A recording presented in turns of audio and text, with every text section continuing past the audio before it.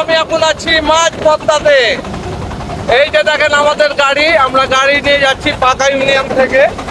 এখন আমরা যাচ্ছি কোথায়? এটা পদ্মার ওপার পাকা ইউনিয়ন যাচ্ছি। আর এই যে দেখেন চারিদিকের অবস্থা।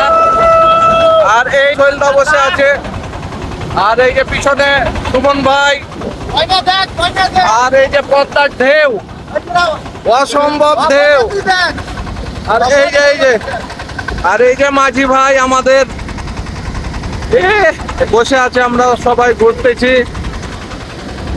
অস্থির একটা মুহূর্ত, অনেক ভয় ভয় কাজ করছে আমাদের, খুব ভয় ভয় করছে। আর এই যে দেখেন পদ্মার ঢেউ,